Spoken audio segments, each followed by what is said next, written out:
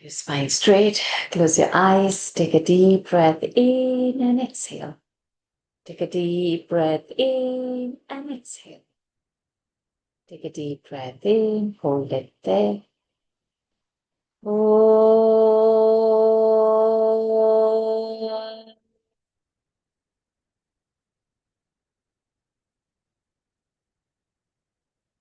Oh.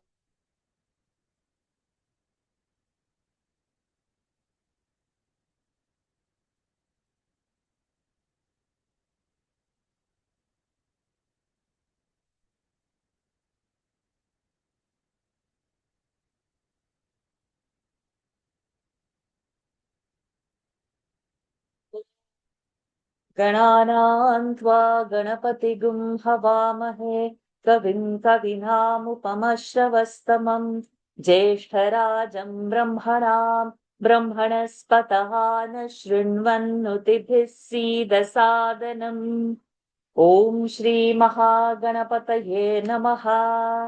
सरस्वत्यै नमो नित्यम् भद्रकाल्यै नमो नमः। वेदान्त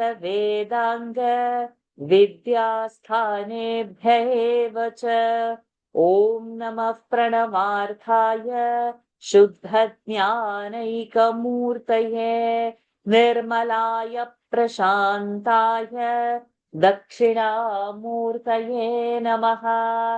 नारायणं नमस्कृत्य नरं चैव नरोत्तमम् देवीं सरस्वतीं व्यासं ततो जयमुदीरयेत्।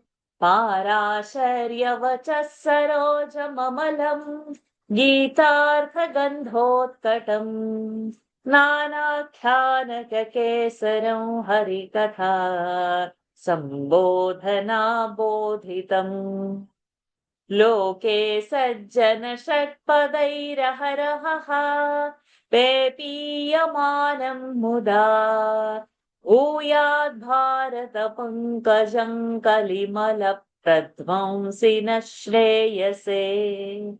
धर्मशास्त्रमिदं पुण्यम् अर्थशास्त्रमिदं परम् मोक्षशास्त्रमिदं प्रोक्तम् व्यासेनामितबुद्धिना भारतं सर्वशास्त्राणाम् उत्तमं भरतर्षभ सम्प्रत्याचक्ष्यते चेदम् तथा श्रोष्यन्ति चापरे। Pranams to the Lord. Pranams to all the Mahatmas in tonight's Mahabharat session. We are still in the first parva. We've got many more chapters to do, 200 plus chapters, out of which we have completed 34 chapters. So that's also a very good number. Let's start with 35 straight away and let's see how many chapters God makes us take to do. So 35 chapter, those who have the book, page 114. You can volunteers. Everybody has to be a volunteer, okay? And those who don't know to chant should chant 5 verses. Out of 1 lakh verses, 5 verses one can chant. Okay, Lalita ma, let's start with you. So now what is happening? The Garuda story we completed. That was such a beautiful story. Now let's get into the names of Naga. That parva is the same. In Adi Parva, the Astika Parva is going on. That is continued. Chapter 35. Shaunaka Uvacha. Shaunaka उवाच Bhujangamanam Shapasya. भुजङ्गमानां शापस्य Matra Chaiva Sutena Cha. मात्रा चैव सुतेन च विनतायास्त्वया प्रोक्तम् विनताया त्वया प्रोक्तम् कारणं सूतनन्दन. कारणौ सूतनन्दन Two more. वरप्रदानं भद्रा च. वरप्रदानं भद्रा च Sorry. वरप्रदानं भद्रा च भर्त्रा. भद्रा only said. Okay. कद्रुविनतयोस्तथा कद्रुविनतयोस्तथा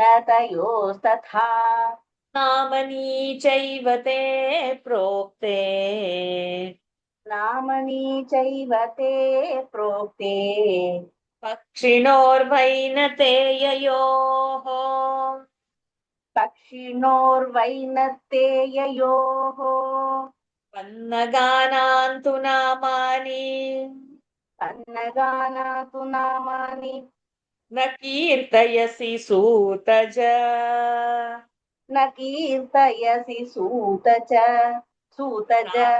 सूतज प्राधान्येनापि नामानि प्राधान्येनापि नामानि श्रोतुमिच्छामहे वयम् श्रोतुमिच्छामहे वयम् शौनक उवाच भुजङ्गमानां शापस्य मात्रा चैव सुतेन च विनताया त्वया प्रोक्तम् कारणौ सूतनन्दन वरप्रदानं भद्रा च कद्रुवित विनतयोस्तथा नामनी चैव ते प्रोक्ते भक्षिणोर्वेणते ययोः पन्नागानातु नामानि न कीर्तयसि पन्नगान पन्नगानातु पन्न नामानि न कीर्तयसि सूतज प्राधान्येनापि नामानि श्रोतुमिच्छामहे वयम्. Shaunaka said, O son of Suta, you have told us why the snakes were cursed by their mother and why Vinath also cursed her son. You have told us the bestowal of boons on Kadru and Vinata by their husband. You have also told us the names of the two sons of Vinata. O son of Suta, you have not told us the names of the snakes, the sons of Kadru. We are anxious to know at least the names of the chief ones. So how we heard the Garuda story? Now we are going to hear the Naga story in few chapters to come, starting today. Okay. Shaunaka उवाच भुजङ्गमानां शापस्य मात्रा चैव सुतेन च विनतायास्त्वया प्रोक्तं कारणं सूतनन्दन वरप्रदानं भर्त्रा च कद्रुविनतयोस्तथा नामनी चैव ते प्रोक्ते पक्षिणोर्वैनते ययोः पन्नगानान्तु नामानि न कीर्तयसि सूतज प्राधान्येनापि नामानि श्रोतुमिच्छामहे वयम्. So pradhanya namani are only going to get mentioned. That list itself is so big. There are so many types of snakes and so many names are there. But in that, some important ones, but that itself is going to be so much. Okay. Sautiruvacha सौतिरुवाच बहुत्वान्नामधेयानि बहुत्वान्नामधेयानि पन्नगानान्तपोधन पन्नगानां तपोधन न कीर्तयिष्ये सर्वेषाम् न कीर्तयिष्ये सर्वेषाम् प्राधान्येन तु मे शृणु. प्राधान्येन तु मे शृणु. सौतिरुवाच बहुत्वान्नामधेयानि पन्नगानां तपोधन न कीर्तयिष्ये सर्वेषां प्राधान्येन तु मे शृणु. Sauti said, O Rishi, for fear of being lengthy, I shall not mention the names of all the snakes. But here, I shall only mention the names of chief ones. Okay, that list itself is going to be too big. Sautiruvacha bahutvannamadheyani pannagaanantapodhana na kirtayishye sarvesham pradhanyena tu me shrunu. There is going to be a big bundle of verses. So what we'll do, we'll divide it into three verses. So in a group of three. So once three are over, then you chant it. Okay.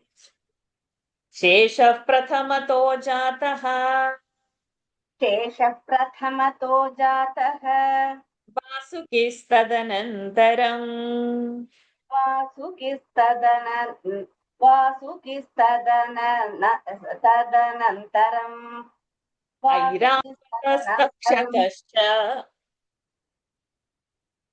वासुकिस्तदनन्तरम् I said after that ऐरावतस्तक्षकश्च ऐरावतस्तक्षकश्च कर्कोटकधनञ्जयौ कर्कोटकधनञ्जयौ कालियो मणिनागश्च काल्यो मणिनागश्च नागश्चापूरणस्तथा नागश्चापूरणस्तथा नागस्तथा पिञ्जरकः नागस्तथा पिञ्जरकः ऐलापत्रोऽथ वामनः ऐलापत्रोऽथ वामनः नीलानीलौ तथा नागौ नीलानीलौ तथा नागौ कल्माषशबलौ तथा कल्माषशबलौ तथा आर्यकश्चोग्रकश्चैव आर्यकश्चोग्रहश्चैव चोग्रक आर्यकश्चोग्रकश्चैव नागः कलशपोतकः नागः कलशपोतकः शेषः These two. प्रथमतो जातः वासुकिस्तदनन्तरम् ऐरावतस्तक्षकश्च कर्कोटकधनञ्जयौ कालियो मणिनागश्च नागश्चापूरणस्तथा नागस्तथा पिञ्जरकः Ela. ऐलापत्रोत्थवापनः Not Aila. वामनः Not Aila. Not Aila ma. Ela.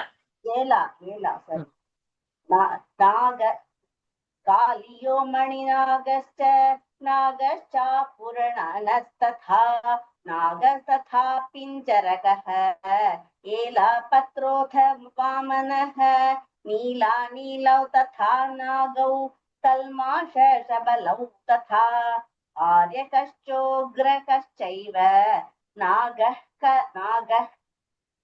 कलशपोतकः सुमनाख्यो दधिमुखः सुमनाख्यो दधिमुखः विमलपिण्डकः तथा विमलपिण्डकः आप्तः कर्कोटकश्चैव आप्तः कर्कोटकश्चैव शङ्खो वालिशिखस्तथा शङ्खो वालिशिखस्तथा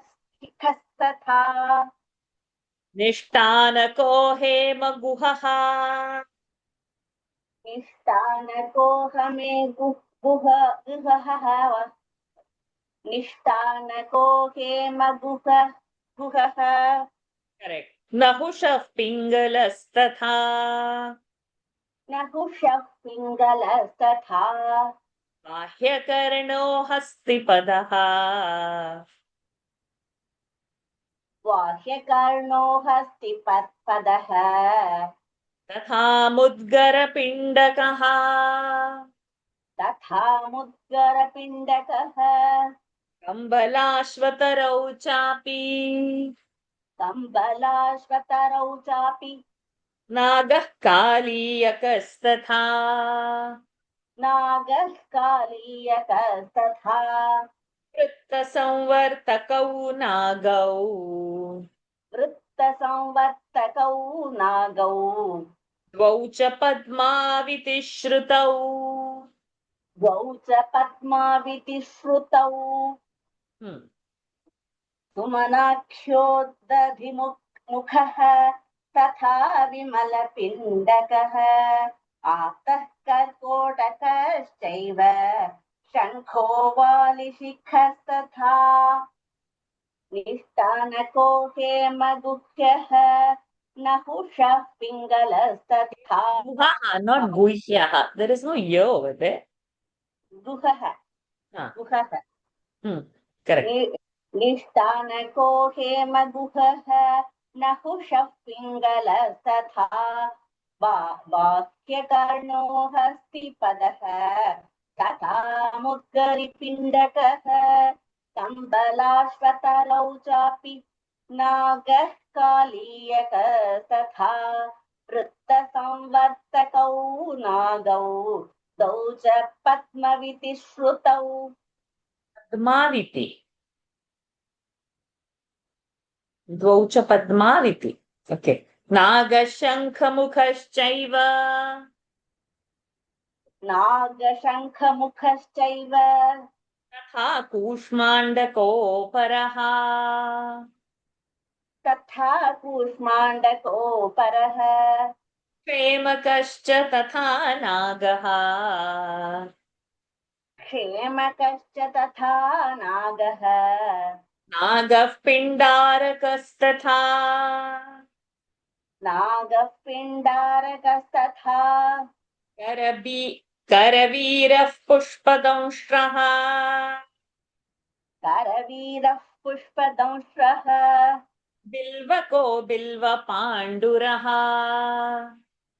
बिल्वको बिल्वपाण्डुरः मूषकादशङ्खशिराः मूषकाद मूषकादशङ्खशिराः Mu is dirgha. See, if you chant exactly how I am chanting, it will be good. Sometimes what's happening? You are not listening to what I'm saying. Then you are figuring out from the reading. So it will not come on your own to read. So, मूषकादशङ्खशिराः मूषकादशङ्खशिराः पूर्णभद्रो हरिद्रकः पूर्णभद्रो हरिद्रकः अपराजितौ ज्योतिकश्च अपराजितौ ज्योतिकश्च नगश्रीवहस्तथा पन्नगश्रीवहस्तथा रव्यो धृतराष्ट्रश्च गौरव्यो धृतराष्ट्रश्च शङ्खपिण्डश्च वीर्यवान् शङ्खपिण्डश्च वीर्यवान् नागशङ्खमुखश्चैव तथा कूष्माण्डकोपरः क्षेमकश्च तथा नागः पिण्डारकस्तथा करवीरः पुष्पदंष्ट्राः बिल्वको दंष्ट्राः दंष्ट्रः not traha traha करवीरः पुष्पदंष्ट्रः बिल्वको बिल्वपाण्डुरः मूषकादशङ्खशिराः पूर्णभद्रो हरिद्रकः अपराजितौ ज्योतिकश्च पन्नगश्रीवहस्तथा गौरव्यो धृतराष्ट्रश्च शङ्खपिण्डश्च वीर्यवान् good विरजाश्च सुबाहुश्च विरजाश्च सुबाहुश्च शालिपिण्डश्च वीर्यवान् शालिपिण्डश्च वीर्यवान् अस्थिपिण्डः पिठरकः हस्तिपिण्डः पिठरकः सुमुखः कौणपाशनः सुमुखः कौणपाशनः करः कुञ्जरश्चैव कुठरः कुञ्जरश्चैव तथा नागः प्रभाकरः तथा नागः प्रभाकरः कुमुदः कुमुदाक्षश्च कुमुदः कुमुदाक्षश्च तिरेर्हलिकस्तथा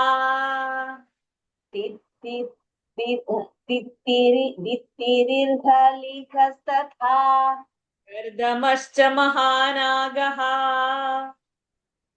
कर्दमश्च महानागः नागश्च बहुमूलकः नागश्च बहुमूलकः कर्कराकर्करौ नागौ कर्कराकर्करौ नागौ कुण्डोदरमहोदरौ कुण्डोदरमहोदरौ विराटश्च सुबाहश्च शालिपिण्डश्च वीर्यवान् हस्तिपिण्डः पीठरकः सुमुखः कौणपाशनः कुठरः कुञ्जरश्चैव तथा नागः प्रभाकरः कुमुदः कुमुदाक्षश्च तित्तिरिर्हलितस्तथा कर्दमश्च महानागः नागश्च बहुमूलकः कर्कराकर्करौ नागौ कुण्डोदरमहोदरौ. Let's do the three next verses and complete the chapter. Ete pradhanyato nagaha एते प्राधान्यतो नागाः कीर्तिता द्विजसत्तमा कीर्तिता द्विजसत्तम बहुत्वान्नामधेयानाम् बहुत्वां नामधेयानाम् इतरेणानुकीर्तिताः इतरेणानुकीर्तिताः एतेषां प्रसवो यश्च एतेषां प्रसवो यश्च शां- एतेषां प्रसवो यश्च I'm asking why शां? शाम् इम् सारी एतेषां प्रसवो यश्च प्रसवस्य च सन्ततिः प्रसवस्य च सन्ततिः असङ्ख्येयेति मत्वा तान् असङ्ख्येयेति मत्वा तान् न ब्रवीमि तपोधन न प्रवीमितपोधन बहूनीह सहस्राणि बहूनीह सहस्राणि प्रयुतान्यर्बुदानि च प्रयुतान्य प्रयुतान् सारी प्रयुतान्यबुधानि बुधानि च प्रयुतान्यर्बुदानि अर्बुद प्रयुतानि अर्बुदानि मिलियन्स् प्रयुतान्यर्बुदानि च प्रयुतान्यर्बुदानि च अशक्यान्येव सङ्ख्यातुम् अशक्येयान्येव सङ्ख्यातुम् पन्नगानान्तपोधन पन्नगानान्तपोधन एते प्राधान्यतो नागाः कीर्तिता द्विजसत्तम बहुत्वान्नामधेयाना इतरेणानुकीर्तिताः एतेषां प्रसवो यश्च प्रसवस्य च सन्ततिः असङ्ख्येयेति मत्वा तान् न ब्रवीमि तपोधन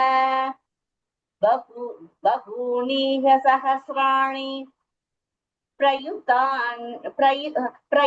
प्रयुतान्यर्बुदानि च अशक्यान्येव सङ्ख्यातुम् तन्नगानां तपोधन. Thank you. So now let's see the list of the names of the Nagas. Shesha was born first and then Vasuki. They were born Airavata, Takshaka, Karkotaka, Dhananjaya, Kalakeya, Mani, Purana, Pinjaraka, Elapatra, Vamana, Nila, Anila, Kalmasha, Shabala, Aryaka, Ugraka, Kalashapotaka, Sumanakhya, Dadhimukha, Vimala Pindaka, Apta, Karkotaka, Shankha, वलिशिखा निशान्तका हेमगुहा Nahusha पिङ्गला बाह्यकर्णा हस्तिपादा मुद्गरा पिण्डक कम्बल अश्वतारा कालीयक वृत्ता समवर्तक पद्म महापद्म शङ्खमुख कुष्माण्डक क्षेमक पिण्डारक करवीर पुष्पक दंष्टक बिल्वक बिल्व पाण्डुर मुषकद शङ्खशिरस पूर्णभद्र हरिद्रक अपराजित ज्योतिक श्रीवाह कौरव्य धृतराष्ट्र शङ्खपिण्ड विरजस सुबाहु शालिपिण्ड प्रभाकर हस्तिपिण्ड पितरक सुमुख कौनपाषण कुठर कुञ्जर कुमुद कुमुदाक्ष तित्तिरी हलिक Kardam बहुमूलक कर्कर अर्करा कुंदोदरा and Mahodara. Oh, so best of the twice born. I have told you the names of the chief snakes only. This is only the chief snake. For fear of being tedious, this was as though not tedious. I have not told you the names of the rest, means how complicated it is. O Rishi, the sons and the grandsons of the snakes were innumerable. So first of all, there were so many snakes. Then their sons and their grandsons means would be how many? Therefore, I shall not mention their names to you. O Rishi, the number of snakes defies the calculation in this world. There are many thousands and millions of snakes. So the starting point of the snake story is this. We cannot know. So now few of them we know. So whenever you get time, just count how many numbers have been mentioned and write near that shloka in the margin how many snakes are there. Shesha Pratham means snakes are there. No, how many have been mentioned? Others have not been mentioned. Shesha Prathamato Jataha Vasuki Sadanantaram Airavatastакshakascha Karkotaka Dhananjayav कालियो मणिनागश्च नागश्च पूर्णस्तथा नागस्तथा पिञ्जरकः एलापत्रोऽथ वामनः नीलानीलौ तथा नागौ कल्माशशबलौ तथा आर्यकश्चोग्रकश्चैव नागः कलशपोतकः सुमनाख्यो दधिमुखः तथा विमलपिण्डकः आप्तः कर्कोटकश्चैव शङ्खो वालिशिखस्तथा निष्ठानको हेमगुहः नहुषः पिङ्गलस्तथा वाह्यकर्णो हस्तिपदः तथा मुद्गरपिण्डकः कम्बलाश्वतरौ चापि नागः कालीयकस्तथा वृत्तसंवर्तकौ नागौ द्वौ च पद्माविति श्रुतौ नागः शङ्खमुखश्चैव तथा कूष्माण्डकोपरः क्षेमकश्च तथा नागः नागः पिण्डारकस्तथा नरवीरः पुष्पदंश्रः बिल्वको बिल्वपाण्डुरः मूषकादः शङ्खशिरः पूर्णभद्रो हरिद्रकः अपराजितौ ज्योतिकश्च पन्नगः श्रीवहस्तथा कौरव्यो धृतराष्ट्रश्च शङ्खपिण्डश्च वीर्यवान् विरजाश्च सुबाहुश्च शालिपिण्डश्च वीर्यवान् हस्तिपिण्डः पिठरकः सुमुखः कौणपाशनः कुठरः कुञ्जरश्चैव तथा नागः प्रभाकरः कुमुदः कुमुदाक्षश्च तित्तिरिर्हलिकस्तथा कर्दमश्च महानागः नागश्च बहुमूलकः कर्करौ नागौ कुण्डोदरमहोदरौ. Wow, what a list it was. एते प्राधान्यतो नागाः कीर्तिता द्विजसत्तम बहुत्वान्नामधेयानाम् इतरेणानुकीर्तिताः एतेषां प्रसवो यश्च प्रसवस्य च सन्ततिः असङ्ख्येयेति मत्वा तान् न ब्रवीमि तपोधन बहूनीह सहस्राणि प्रयुतान्यर्बुदानि च अशक्यान्येव सङ्ख्यातुम् पन्नगानां तपोधन. सङ्ख्यातुम् अशक्यानि. It's impossible. Out.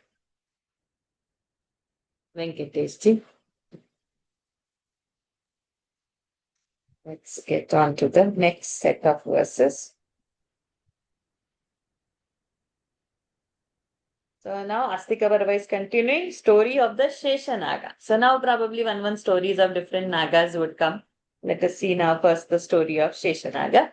Shaunaka uvacha Shaunaka उवाच आख्याता भुजगास्तात आख्याता भुजगास्तात् वीर्यवन्तो दुरासदाः वीर्यवन्तो दुरासदाः तापन्तन्तेऽभिविज्ञाय चापन्तन्ते विज्ञाय कृतवन्तः किमुत्तरम् कृतवन्तः किमुत्तरम् किमुन् What is this? Shanti ji,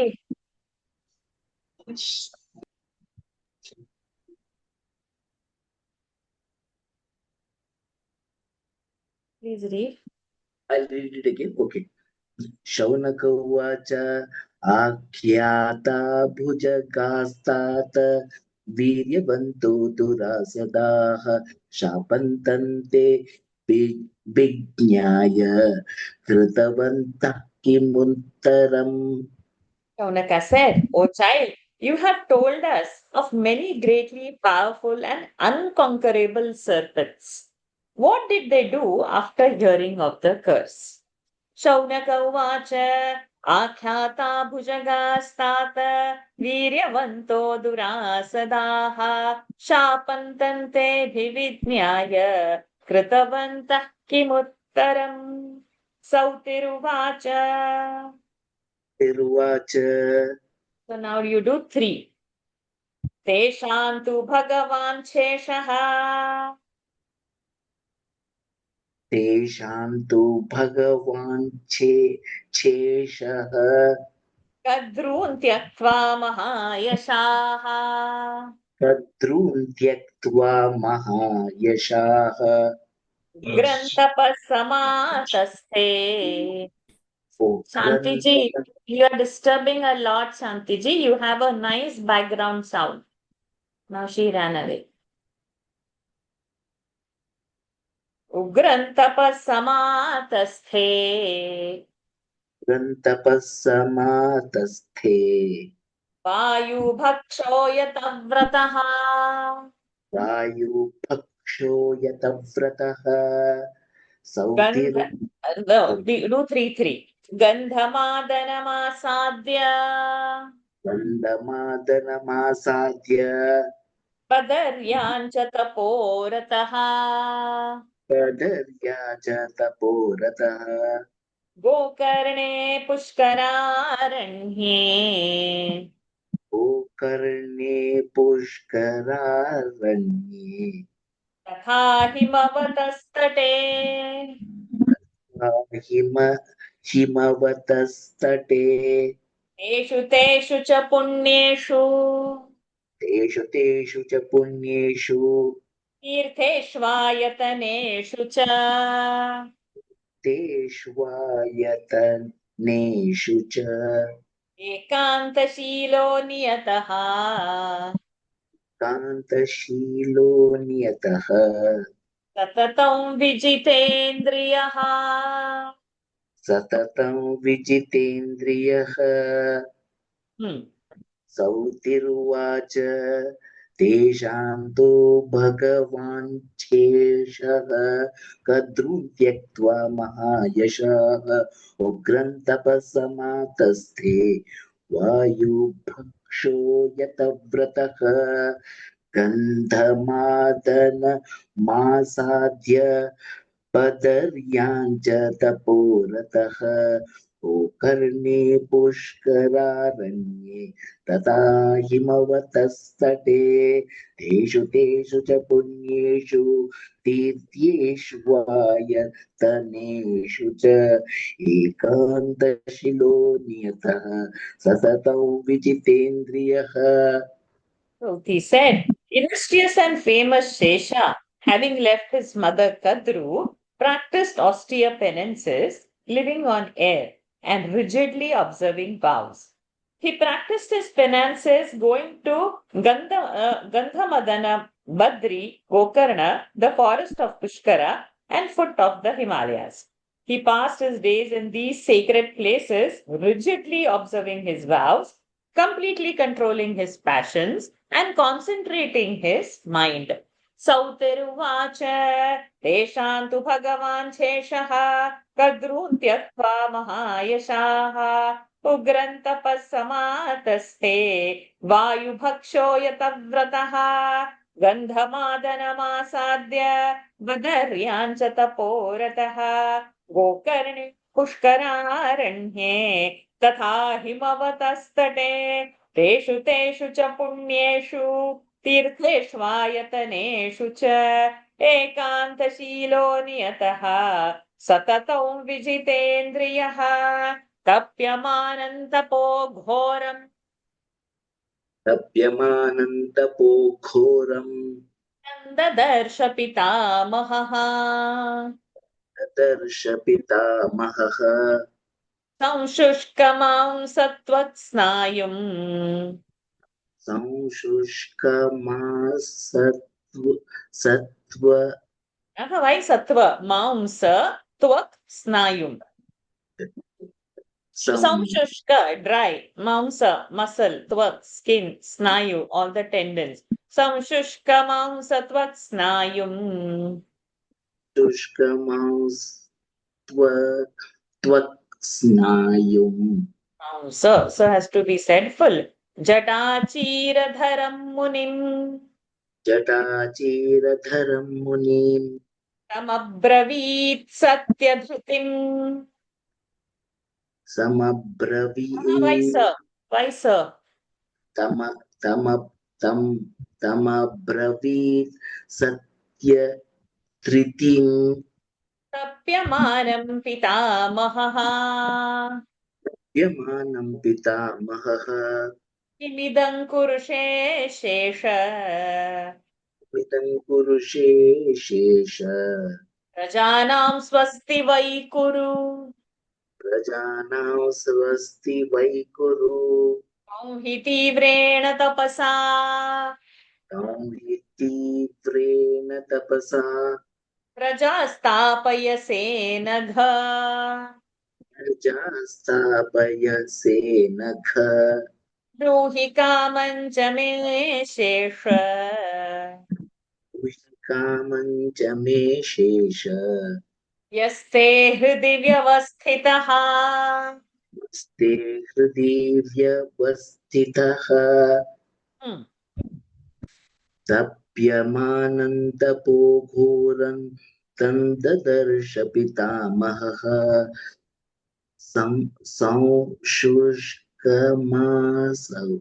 मांसत्व सत्व त्वक्स्तान्युं जटा चीरधरं मुनिं What snayu? Why snayu is so difficult to say? त्वक्स्नायुं okay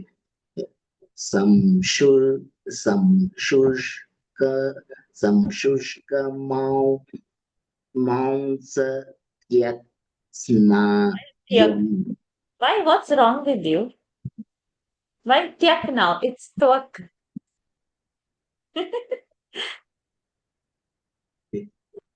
संशुष्क मांस त्यक् The tyak you are saying, tyak is not there, I'm trying to tell you. There is no tya over there. Twa it is. त्वक् स्नायुम् जटा चीरधरं मुनिं तमब्रवीत् सत्यधृतिं तप्यमानं पितामहः किमिदं कुरुषे शेष प्रजानां स्वस्ति वै कुरु त्वं हि तीव्रेण तपसा प्रजास्तापयसे नघ ब्रूहि कामं च मे शेष यस्ते हृदि व्यवस्थितः. The grandsire saw him with knotted hair, clad in rags, his flesh, skin, and sinews dried up owing to the austere penances he was practicing. The grandsire, addressing that penance practicing ascetic, said, O Shesha, what are you doing? Let the welfare of the worlds also engage your thoughts. O sinless one, you are giving pain to all creatures by your austere penances. O Shesha, tell me the desire of your mind. तप्यमानन्तपो घोरं तन्ददर्श पितामहः संशुष्कमां सत्त्वस्नायुं जटाचीरधरं मुनिं तमब्रवीत् सत्यधृतिं तप्यमानं पितामहः किमिदं कुरुषे शेष प्रजानां स्वस्ति वै कुरु त्वं हि तीव्रेण तपसा प्रजा स्थापयसे नघ ब्रूहि कामं च मे शेष यस्ते हृदि व्यवस्थितः शेष उवाच उवाच 3 verses सोदर्या मम सर्वे हि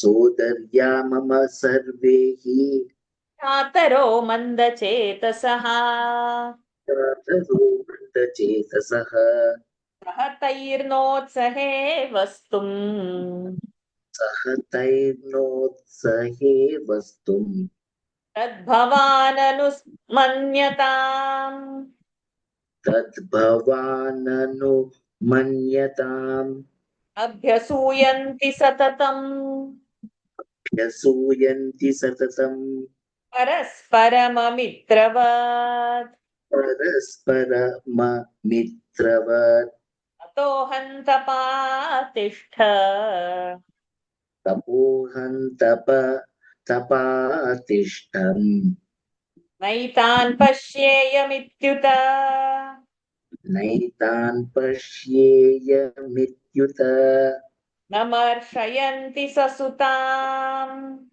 मर्षयन्ति सतुताम् सततं ससुताम् विनतां च ते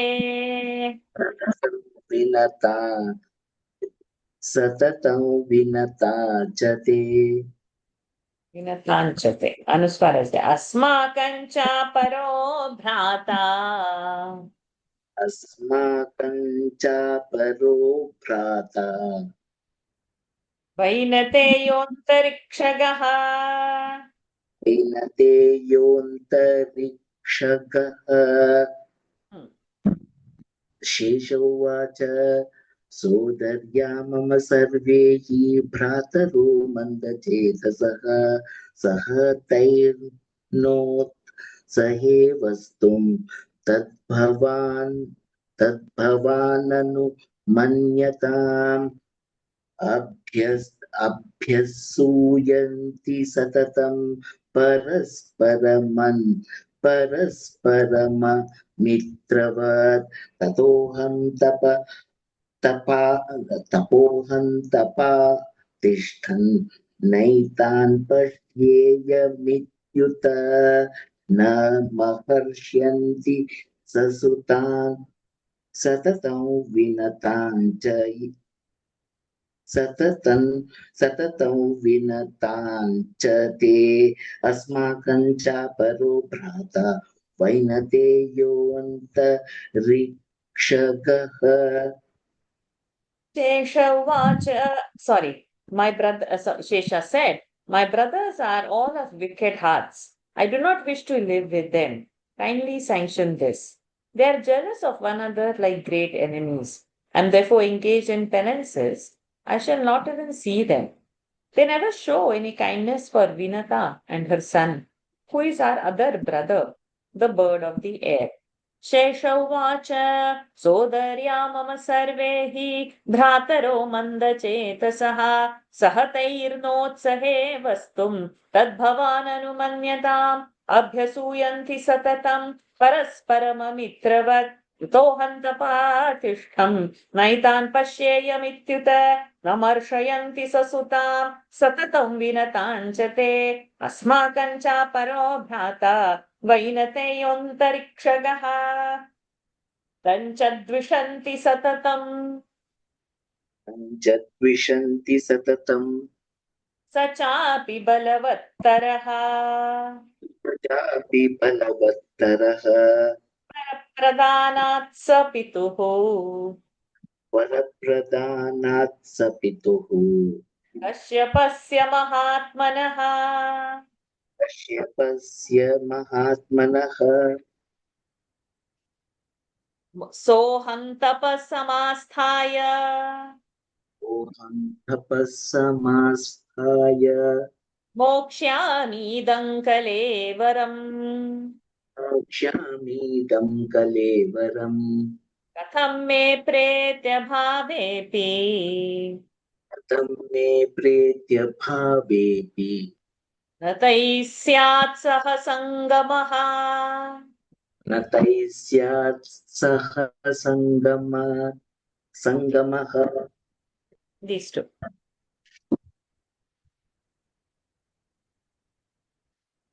तञ्च द्विषन्ति सततं स चापि बलवत्तरः वरप्रदानात् स पितुः कश्यपस्य महात्मनः। सोऽहं तपःसमास्थाय मोक्ष्यामीदं कलेवरम्। कथं मे प्रेत्य भावोऽपि न ते स्यात्। भावेऽपि। कथं मे प्रेत्य भावेऽपि न ते स्यात् सह सङ्गमः। Yes. Thank you. Thank you, Venkateshri. They always envy him. He too is much stronger than all of us, owing to the boon granted by our father, the illustrious and the noble Kashyapa. Therefore, I am practicing penances, and I shall cast off this body of mine so that I may not any association with them even after death. तञ्च द्विषन्ति सततं स चापि बलवत्तरः वरप्रदानात् स पितुः कश्यपस्य महात्मनः। सोऽहं तपःसमास्थाय मोक्ष्यामीदं कलेवरम्। कथं मे प्रेत्य भावेऽपि न तैः स्यात् सह सङ्गमः. Good to see Ganesha's hand. Come for the remaining of the chapter, Ganesha. Jivji, I'll call you for the next chapter. Sautiruvacha. You can unmute yourself. सौतिरुवाच तमेवं वादिनं शेषम् तमेवावादिनं शेषम् पितामह उवाचः पितामह उवाचः जानामि शेष सर्वेषां जानामि शेष सर्वेषां भ्रातॄणां ते विचेष्टितम्. भ्रातॄणां ते विचेष्टितम् तमेवावादिनौ शेषं पितामह उवाचः जानामि शेष सर्वेषां भ्रातॄणां ते विचेष्टितम्. Very good. When Shesha thus spoke, the grandsire told him, O Shesha, I know the character of your brothers. Sautiruvacha tamevam vadinam shesham pitamah uvachah janami shesha sarvesham bhratrunam te vicheshtitam. The next three now. Matuschapya paradhadvai मातुश्चाप्यपराधद्वै भ्रातॄणां ते महद्भवम् भ्रातॄणां ते महद्भयम् कृतोऽत्र परिहारश्च कृतोऽत्र परिहारश्च पूर्वमेव भुजङ्गम पूर्वमेव भुजङ्गम भ्रातॄणां तव सर्वेषां भ्रातॄणां तव सर्वेषां न शोकं कर्तुमर्हसि न शोकं कर्तुमर्हसि वृष्णीष्व च वरं मत्तः वृष्णीष्व च वरं मत्तः शेषयत्तेऽधिकाङ्क्षितम् शेषयत्तेऽभिकाङ्क्षितम् दास्यामि हि वरं तेऽद्य दास्यामि हि वरं तेऽद्य प्रीतेर्मे परमा त्वयि. प्रीतिर्मे परमा त्वयि. दिष्ट्या बुद्धिश्च ते धर्मे दिष्ट्या बुद्धिश्च ते धर्मे निविष्टापन्न गोत्तम निविष्ठापनगोत्तमः गोत्तम निविष्ठा नो निविष्टा and panna double न panna gottama निविष्टापन्नगोत्तमः गोत्तम correct भूयो भूयश्च ते भूयो भूयश्च ते बुद्धिः भूयो भूयश्च ते बुद्धिः भूयश्च भूयो भूयश्च ते बुद्धिः बुद्धिः धर्मे भवतु सुस्थिरा धर्मे भवतु सुस्थिराम् Correct. सौतिरुवाच मातुश्चाप्य मातुश्चाप्यपराध्वये भ्रातॄन् पराधाद्वै पराधाद्वये भ्रातॄणान्ते महद्भयम् कृतोऽत्र परिहारश्च पूर्वमेव भुजङ्गम भ्रातॄणां तव सर्वेषां न शोकं कर्तुमर्हसि वृणीष्व च वरन् वृणीष्व च मरं मत्तः वरं मत्तः वृणीष्व च वरं मत्तः शेषयते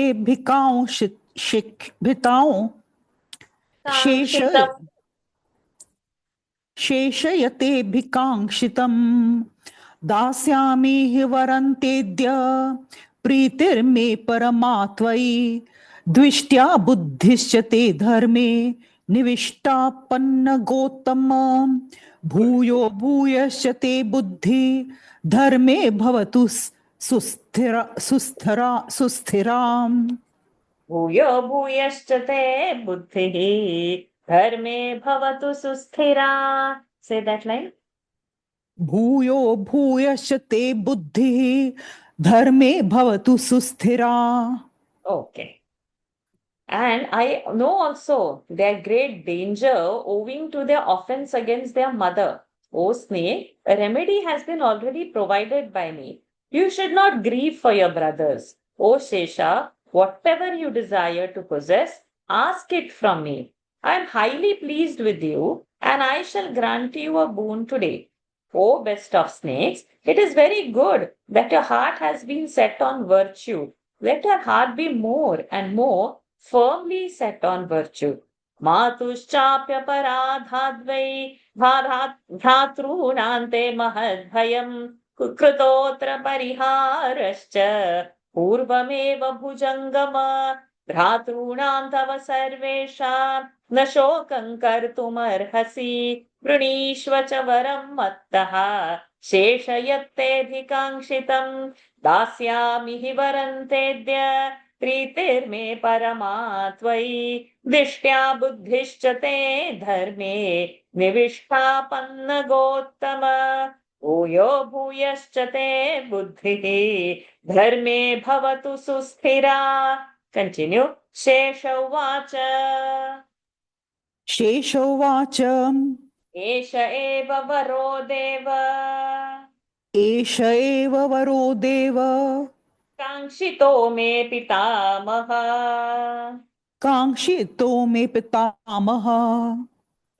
पितामह there is no visarga काङ्क्षितो मे पितामह धर्मे मे रमतां बुद्धिः धर्मे मे रमतां बुद्धिः शमे तपसि चेश्वर शमे तपस्सि चेश्वर ब्रह्मोवाच प्रीतोऽस्म्यनेन ते शेष प्रीतोऽस्म्यनेन ते शेष प्रीतोऽस्म्यनेन ते शेष प्रीतोऽस्म्यनेन ते शेष क्रमेण च शमेन च दमेन च शमेन च त्वया त्विदं वचः कार्यम् त्वया त्वया त्विदं वचः कार्यम् मन्नियोगात् प्रजाहितम्. मन्नियोगात् प्रजाहितम् These two.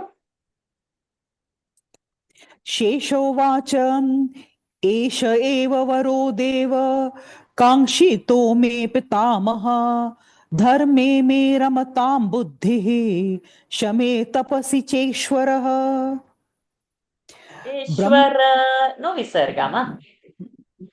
शमे तपसि चेश्वर ब्रह्मोवाच प्रीतोऽस्म्यनेन ते शेष दमेन च शमेन च त्वया त्विदं वचः कार्यं मन्नियोगत् प्रजाहितम् Shesha said, O divine grandsire, O Lord of all, I ask this boon. Let my heart always delight in virtue and in blessed penances. Brahma said, O Shesha, I am highly pleased with your self-denial and love of peace.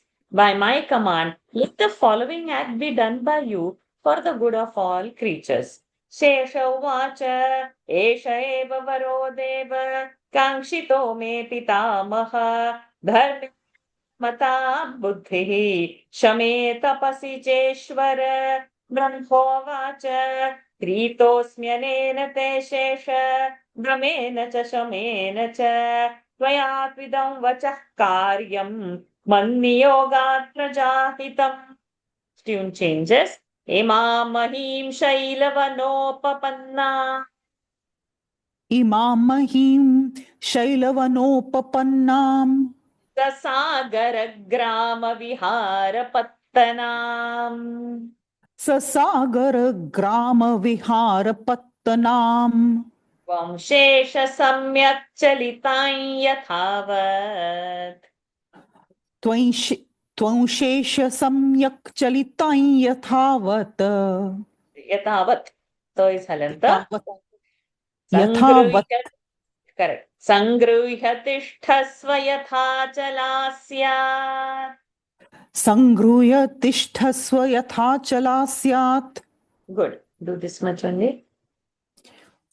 इमां मह्यं शैलवनोपपन्नां ससागरग्रामविहारपत्तनां त्वंशेष सम्यक् चलितां यथावत् सङ्गृह्य तिष्ठस्व यथाचला स्यात्. Very good. Bearing properly and well, this earth which is so verily unsteady, towns, retreats, and seas, with all her mountains and forests, with her, O Shesha, remain in the way as she may be steady. इमां महीं शैलवनोपपन्नां ससागरग्रामविहारपत्तनां वंशेष सम्यक् चलितां यथावत् सङ्गृह्य तिष्ठस्व यथाचला स्यात्. शेष उवाच केशोवाच यथाह देवो वरदः प्रजापतिः यथाह देवो वरदः प्रजापतिः महीपतिर्भूतपतिर्जगत्पतिः महीपतिर्भूतपतिर्जगत्पतिः तथा महीं धारयितास्मि निश्चलाम्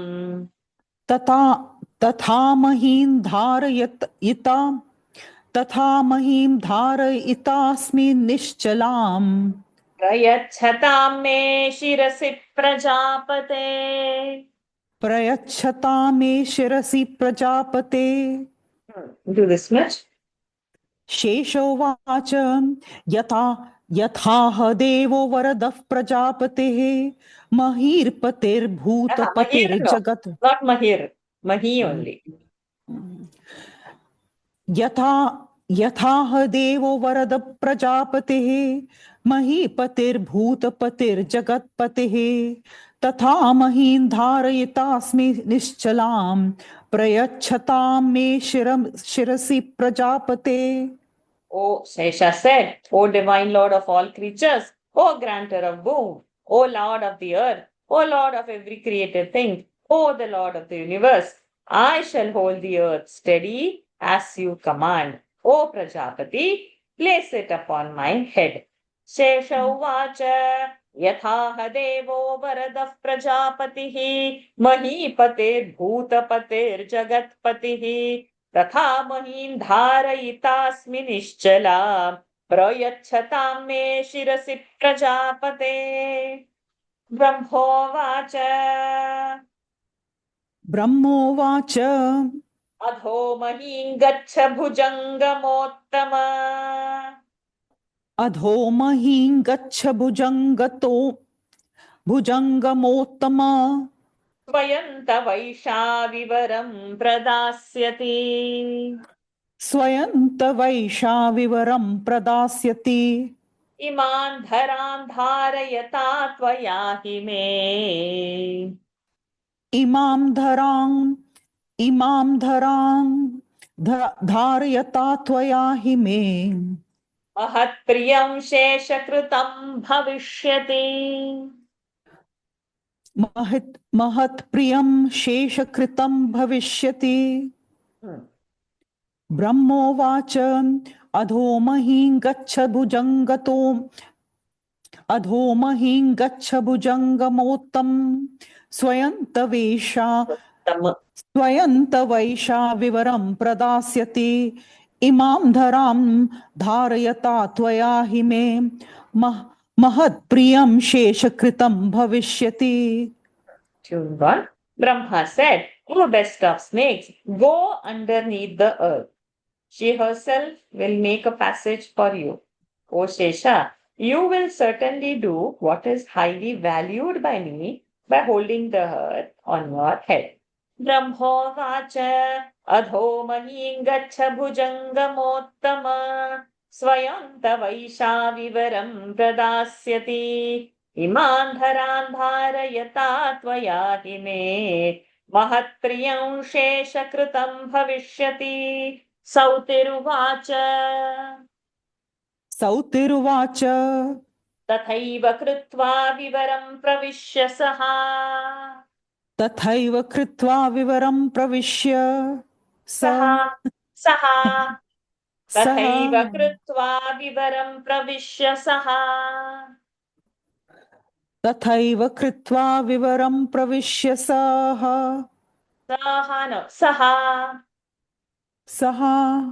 करेक्ट प्रभुर्भुवो भुजगवराग्रजस्थितः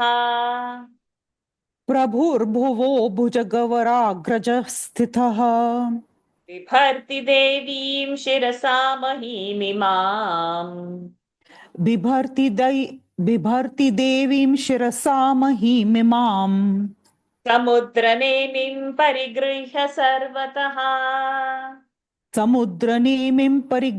सर्वतः सर्वतः सौतिरुवाच तथैव कृत्वा विवरं प्रविश्य सः प्रभुर्भुवो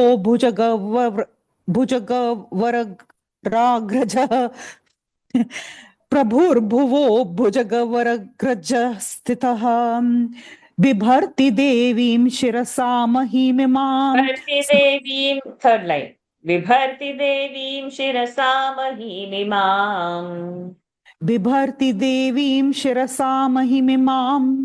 समुद्रनेमिं परिगृह्य सर्वतः.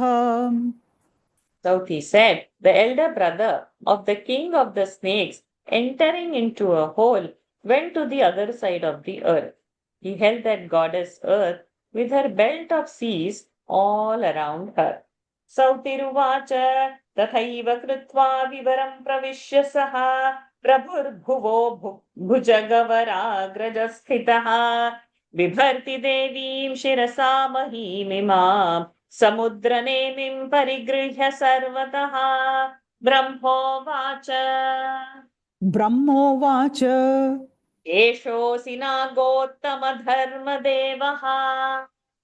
शेषोऽसि नागोत्तमधर्मदेवः नागोत्तम धर्मदेवः शेषोऽसि नागोत्तम धर्मदेवः महीमिमान् धारयसे यदेकः महीमिमां धारयसे यदेकः अनन्तभोगैः परिगृह्य सर्वाम् अनन्तभोगैः परिगृह्य सर्वाम्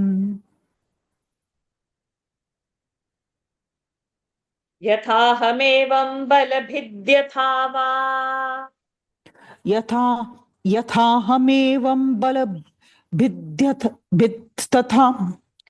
यथा यथाहमेवं बलभिद्धा वा हम्म, भिद्यथा यथाहमेवं बलभिद्यथा वा हम्म, ब्रह्मोवाच शेषोऽसि नागौतम धर्मदेवः महीमिमां धारयसे यदेकः अनन्तभोगैः परिगृह्य सर्वां यथाहमेवं बलभिद्यथा वा Okay, thank you, Vinisha. Brahmovacha, Brahma said, O Shesha, O best of snakes, you are the Dharma because you hold the earth alone with your infinite hoods, with everything on her. What I myself and Indra can do. Yathaham evam balabhidyathava. Okay. Sajeev ji, I'm so sorry to keep you holding. Please come over and chant as much as you can. So sorry. You have to go early. I didn't realize. Sautiruvacha. तौतिरुवाच अधो भूमौ वसत्येवम् अधो भूमौ वसत्येवम् नागोऽनन्तः प्रतापवान् नागोऽनन्तः प्रतापवान् धारयन् वसुधामेकः धारयन् वसुधामेकः शासनात् ब्रह्मणो विभुः शासनात् ब्रह्मणो विभुः सुपर्णम् च सहायं वै सुपर्णं च सहायं वै भगवानमरोत्तमः भगवानमरोत्तमः प्रादादनन्ताय तदा प्रादादनन्ताय तदा वैनतेयं पितामहः वैनतेयं पितामहः सौतिरुवाच अधो भूमौ वसत्येवं नागोऽनन्तः प्रतापवान् धारयन् वसुधामेक शासनात् ब्रह्मणो विभुः सुपर्णं च सहायं वै भगवान् अमरोत्तमः प्रादादनन्ताय तदा वैनतेयं पितामहः. So he said, thus does the snake Shesha, the greatly powerful Lord Ananta, lives underneath the earth, alone supporting the world at the command of Brahma. Then the grand Sai, the illustrious Lord of the immortals, gave Suparna, Garuda, the son of Vinata, as Ananta's help. Sautiruvacha adho bhumau vasatyevam nagonantah pratapavan धारयन् वसुधामेकः शासनात् ब्रह्मणो विभुः सुपर्णं च सहायं वै भगवानमरोत्तमः प्रादादनन्ताय तदा वैनतेयं पितामहः. Next chapter, 37. So Astika Parva continues, conversation of Vasuki and other snakes now. So, Sautiruvacha. Sautiruvacha. Matu sakaशातं शापम् मातु सकाशातं शापं श्रुत्वा वैपन्नगोत्तमः श्रुत्वा वैपन्नगोत्तमः वासुकिश्चिन्तयामास वासुकिश्चिन्तयामास शापोऽयन्न भवेत् कथम् शापोऽयन्न भवेत् कथम् ततः समन्त्रयामास ततः समन्त्रयामास मातृभिः सह सर्वशः भ्रातृभिः सह सर्वशः ऐरावत प्रभृतिभिः ऐरावत प्रभृतिभिः सर्वधर्मपरायणैः सर्वधर्मपरायणैः सौतिरुवाच मातुः सकाशातं चाप्शापं श्रुत्वा वैपन्नगोत्तमः वासुकिश्चनन्ताय वासुकिश्चन्तयामास प्रयास वासुकिश्चन् ची ची वासुकिश्च ची ची ची वासुकिश्चिन्तयामास शापोऽयन्न भवेत् कथम् ततः समन्त्रयामास भ्रातृभिः सह सर्वशः Airavata प्रभृतिभिः Airavata प्रभृतिभिः सर्वधर्मपरायणैः. Good. Sauti said, the best of snakes, Vasuki, hearing the curse of his mother, pondered over how to make it abortive. He held a consultation with all his brothers, Airavata and others, who were virtuous. Sautiruvacha, Vatu Sakashatam Shapam, Shrutva Vaipanna Gotamaha, Vasukishchintayamasa, Shapoyanna Bhavet Katham, ततः समन्त्रयामास भ्रातृभिः सह सर्वशः ऐरावत प्रभृतिभिः सर्वधर्मपरायणैः. वासुकिरुवाच वासुकिरुवाच अयं शापो यथोदिष्टः अयं शापो यथोदिष्टः विदितं वस्तथा नघाः विदितं वस्तथा नघाः तस्य शापस्य मोक्षार्थम् तस्य शापस्य मोक्षार्थम् मन्त्रयित्वा यतामहे मन्त्रयित्वा यतामहे सर्वेषामेव शापानां प्रतिघातो हि विद्यते प्रतिघातो हि विद्यते न तु मात्राभिशप्तानां न तु मात्राभिशप्तानां मोक्षः क्वचन विद्यते मोक्षः क्वचन विद्यते अव्ययस्याप्रमेयस्य सत्यस्य च तथाग्रतः सत्यस्य च तथाग्रतः सत्ता इत्येव मे श्रुत्वा शप्ता इत्येव मे श्रुत्वा जायते हृदि वेपथुः. जायते हृदि वेपतुः. वासुकिरुवाच अयं शापो यथोदिष्टः विदितं वस्तथा नघाः तस्य शापस्य मोक्षार्थं मन्त्रयित्वा यतामहे सर्वेषामेव शापानां प्रतिघातो हि विद्यते न तु मात्राभिशप्तानां मोक्षः क्वचन विद्यते अव्ययस्याप्रमेयस्य सत्यस्य च तथाग्रतः शप्ता इत्येव मे श्रुत्वा जायते हृदि वेपथुः.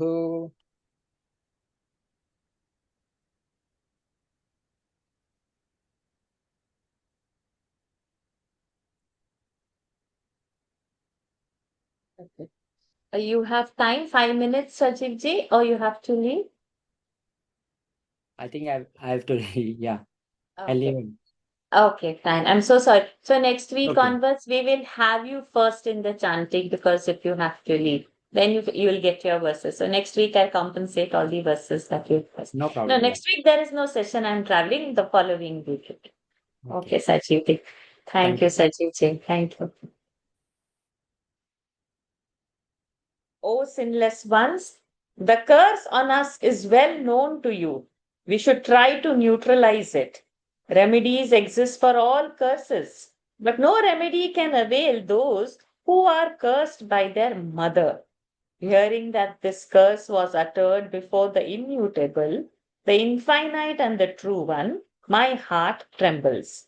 वासुकिरुवाच अयं शापो यथोद्दिष्टः विदितं वस्तथा नघाः तस्य शापस्य मोक्षार्थं मन्त्रयित्वा यतामहे सर्वेषामेव शापानां प्रतिघातो हि विद्यते न तु मात्राभिशप्तानां मोक्षः क्वचन विद्यते अव्ययस्याप्रमेयस्य सत्यस्य च तथाग्रतः शप्ता इत्येव मे श्रुत्वा जायते हृदि वेपथुः.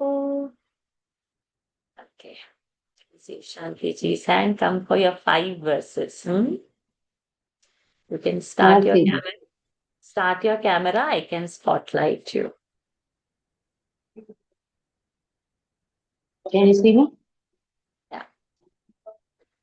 So number 6.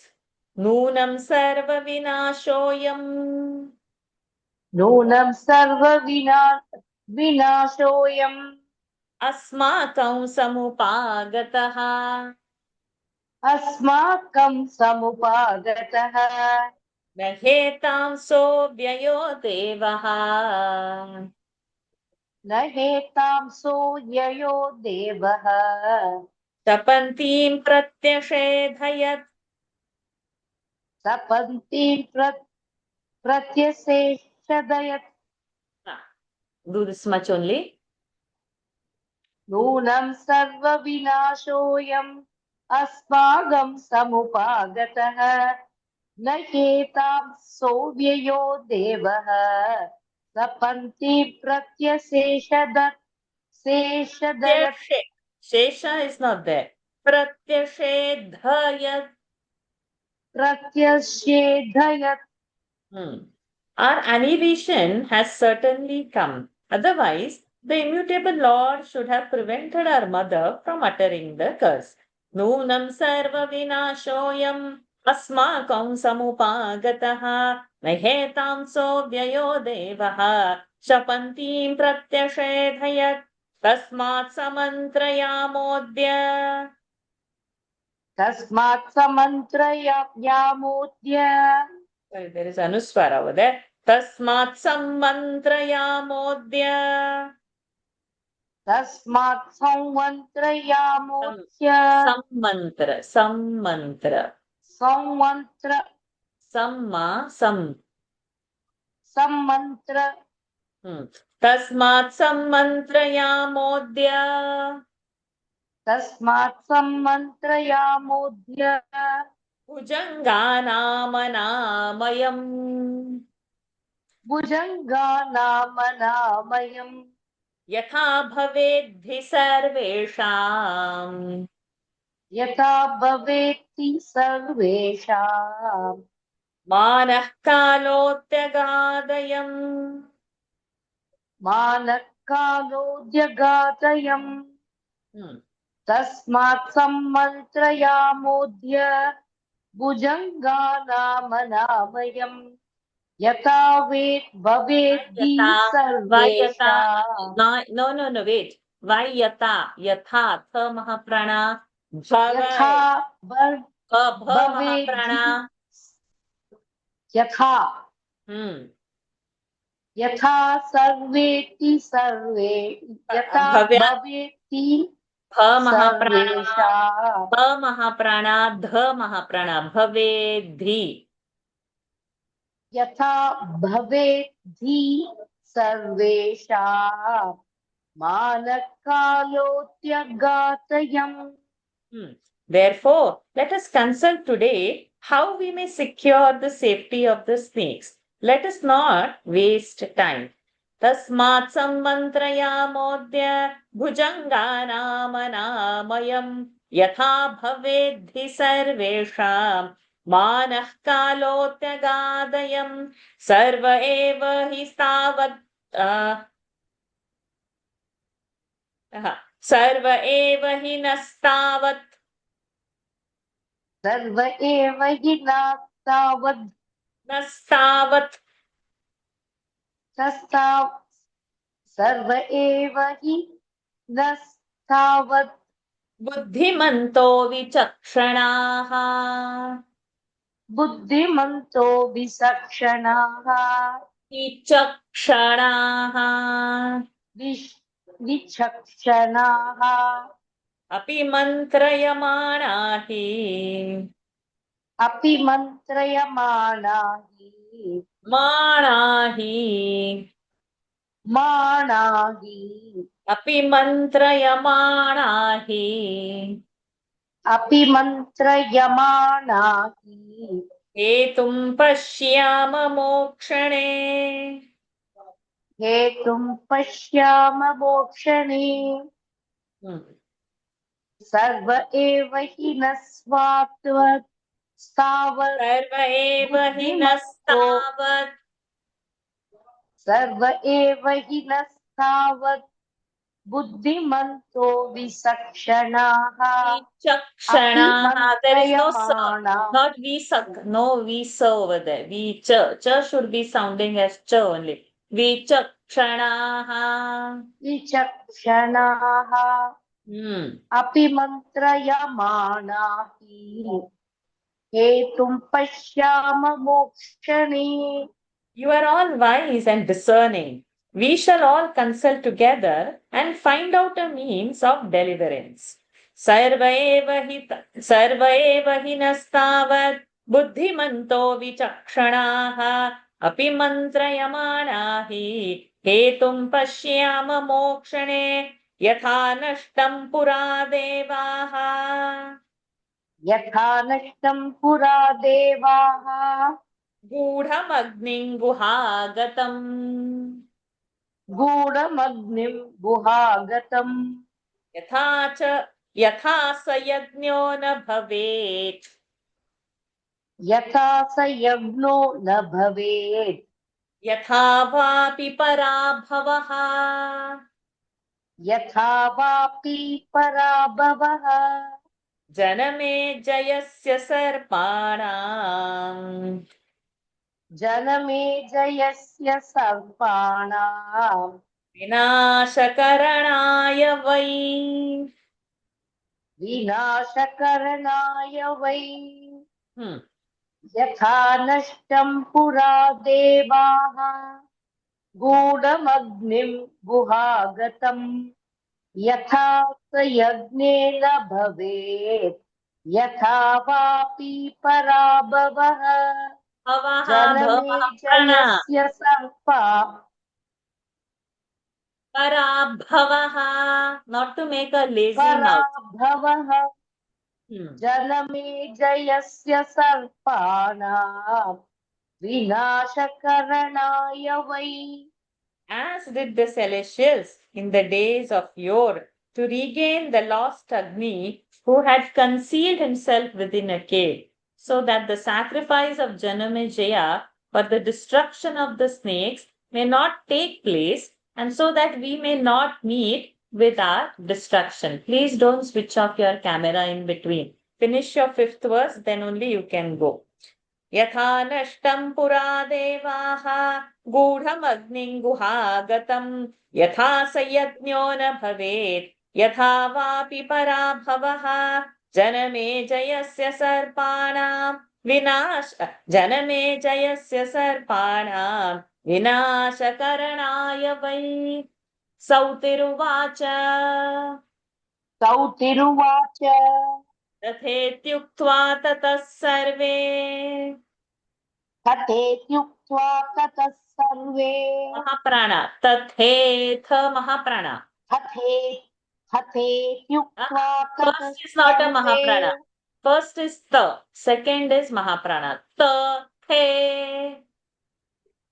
तथेत्युक्त्वा ततः सर्वे ताद्रव्येयाः समागताः सवेद्या समागता समयं चक्रिरे तत्र समयं चक्रिरे तत्र मन्त्रबुद्धिविशारदाः मन्त्रबुद्धिर्विशारदाः Hmm. तथेत्युक्त्वा ततः सर्वे तद्वेया समागता समयं चक्रिरे तत्र मंत्रबुद्धिर्विशारदा. Good. Good, Shanti ji. You did your 5. Yay. Thank you, ma. Thank you. Sauti said, thus addressed all the offsprings of Kadru assembled together. They were all wise in council and they gave their opinions one after other. Sautiruvacha tathetyuktva tatah sarve kadraveya samagataha samayan chakrire tatra mantra buddhi visharadaha. Padmaji.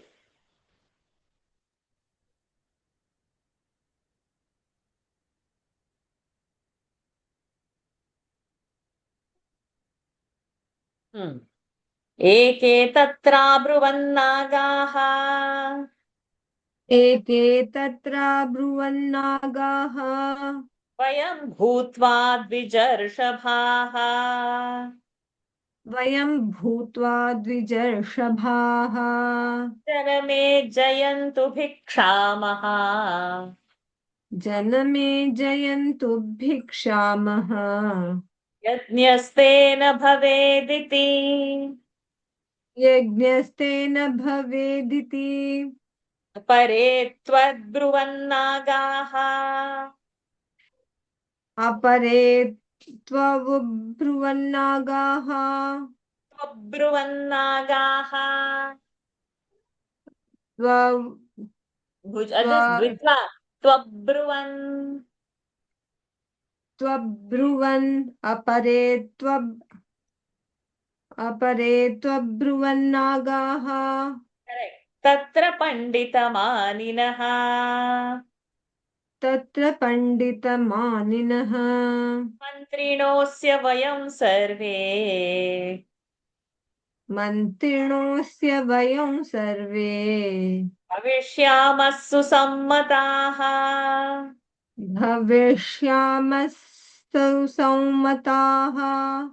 Reading भविष्यामः सुसम्मताः भविष्यामस्तु सम्मताः न स नः प्रक्ष्यति सर्वेषु sorry स नः प्रक्ष्यति सर्वेषु स नः प्रक्ष्यति सर्वेषु कार्येष्वर्थविनिश्चयम्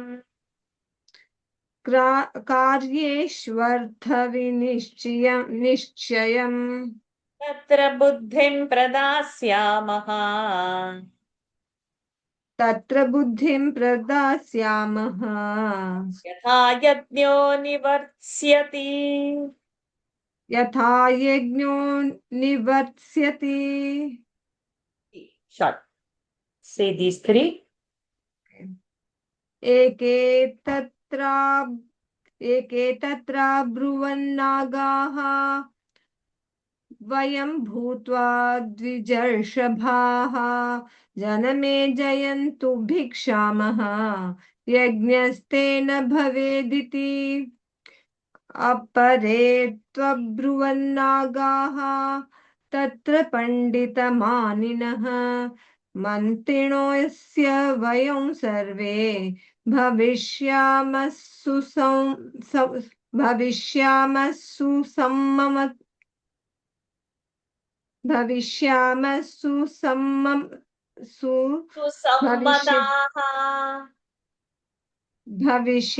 सुसम्मताः स नः प्रक्ष्यति सर्वेषु कार्येष्वर्थविनिश्चयम् तत्र बुद्धिं प्रदास्यामः यथा यज्ञो निवर्त्स्यति. One party said, we shall assume the guise of Brahmana rishis and ask Janamejaya not to hold the sacrifice. Others, thinking themselves wise, said, we shall all become his favorite counselors. He will then certainly ask our advice in all things, and we shall then give him such advice as may obstruct the sacrifice. एके तत्राब्रुवन्नागाः वयं भूत्वा द्विजर्षभाः जनमे जयं तु भिक्षामः यज्ञस्तेन भवेदिति अपरे त्वब्रुवन्नागाः तत्र पण्डितमानिनः मन्त्रिणोऽस्य वयं सर्वे भविष्यामः सुसम्मताः स नः प्रक्षति सर्वेषु कार्येष्वर्थविनिश्चयम् तत्र बुद्धिं प्रदास्यामः यथा यज्ञो निवर्त्स्यति। Continue. स नो बहुमतान् राजा sorry नो बहुमतान् राजा बुद्ध्या बुद्धिमतां वरः बुद्ध्या बुद्धिमतां वरः यज्ञार्थं प्रक्षति व्यक्तः यज्ञार्थं प्रक्ष्यति व्यक्तम् यज्ञार्थं प्रक्ष्यति व्यक्तम् नेति वक्ष्यामहे वयम् नेति वक्ष्यामहे वयम् दर्शयन्तो बहून् दोषान् दर्शयन्तो बहून् दोषान् प्रेत्य चेह च दारुणान् प्रेत्य चेह च दारुणान् हेतुभिः कारणैश्चैव हेतुभिः कारणैश्चैव यथा यज्ञो भवेन्न सः यथा यज्ञो भवेन्न सः अथवायमुपाध्यायः अथवायमुपाध्यायः क्रतोस्तस्य भविष्यति क्रतोस्तस्य भविष्यति सर्पसत्रविधानज्ञः सर्पसत्रविधानद्यः अनज्ञः राजकार्यहिते रतः राजकार्यहिते रतः गत्वा दशतां कश्चित् तङ्गत्वा दशतां कश्चिद् भुजङ्गः समरिष्यति भुजङ्गः समरिष्यति तस्मिन् मृते यज्ञकारे तस्मिन् मृते यज्ञकारे क्रतुः स न भविष्यति क्रतुः स न भविष्यति स नो बहुमतान् राजा बुद्ध्या बुद्धिमतां वर यज्ञार्थं विसर्ग इस् देयर मा स नो बहुमतान् राजा बुद्ध्या बुद्धिमतां वरः यज्ञार्थं प्रक्ष्यति व्यक्तम् नेति वक्ष्यामहे वयम् दर्शयन्तो बहून् दोषान् प्रेत्य चेह च दारुणान् हेतुभिः कारणैश्चैव यथा यज्ञो भवेन्न सः अथवायमुपाध्यायः क्रतोस्तस्य भविष्यति सर्पसत्रविधानज्ञः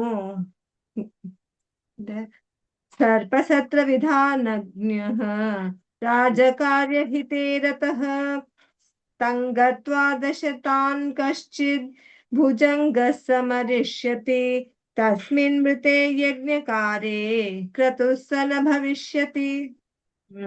The king, thinking us wise, will certainly ask our advice about a sacrifice, and we shall say, don't hold it. We shall point him out many serious evils in this world and the next, with reasons and causes, so that the sacrifice may not take place.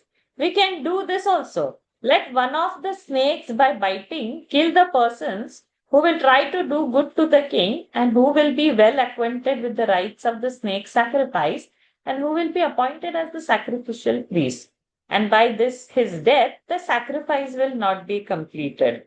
स नो बहुमतान् राजा बुद्ध्या बुद्धिमतां वरः यज्ञार्थं प्रक्षति व्यक्तम् नेति वक्ष्यामहे वयम् दर्शयन्तो बहून् दोषान् प्रेत्य चेह च दारुणान् हेतुभिः कारणैश्चैव यथा यज्ञो भवेन्न सः अथवायमुपाध्यायः क्रतोस्तस्य भविष्यति सर्पसत्रविधानज्ञः राजकार्यहिते रतः रङ्गत्वा दशतां कश्चित् भुजङ्गः समरिष्यति तस्मिन् मृते यज्ञकारे क्रतुः स न भविष्यति ये चान्ये सर्पसत्रज्ञाः ये चान्ये सर्पसत्रज्ञाः भविष्यन्त्यस्य चर्त्विजः भविष्यन्त्यस्य चर्त्विजः तांश्च सर्वान् दशिष्यामः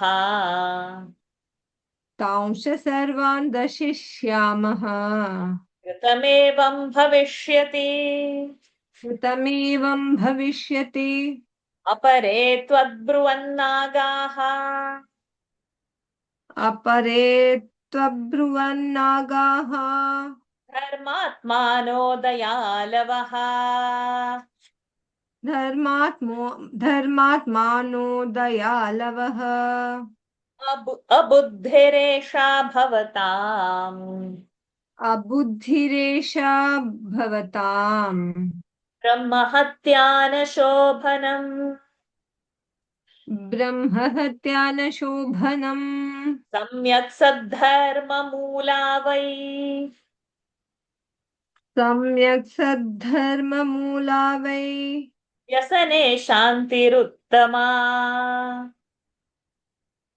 व्यसने शान्तिरुत्तमा धर्मोत्तरता नाम अधर्मोत्तरता नाम कृत्स्नं व्यापादयेज्जगत् कृत्स्नौ व्यापादयेज्जगत्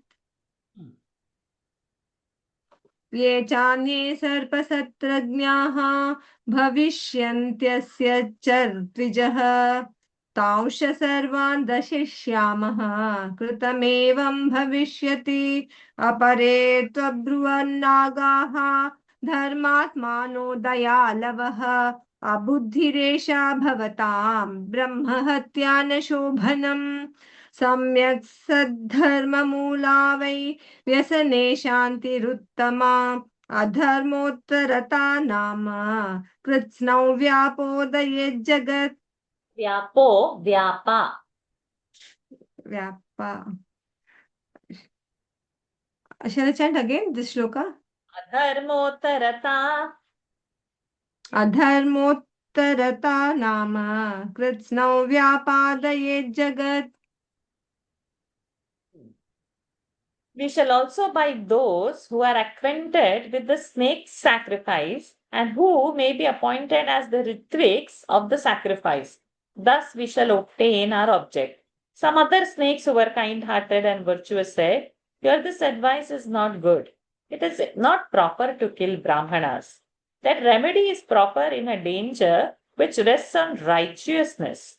Unrighteousness finally destroys the world." So mark this 20th verse and keep. Just put one star marking. One of the lessons.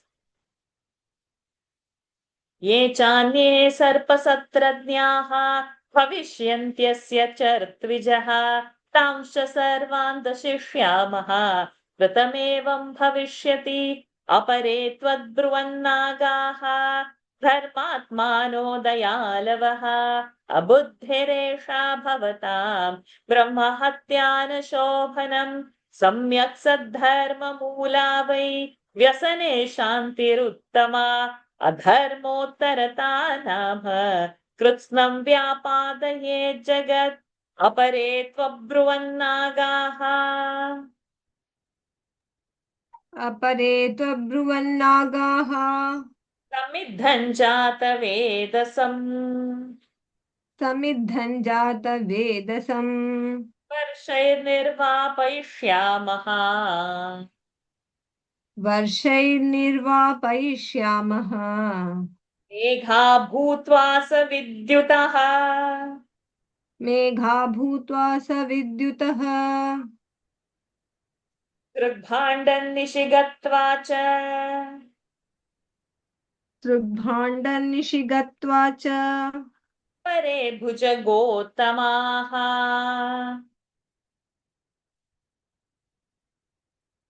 What happened to your voice? Suddenly it went. भुजगोत्तमाः.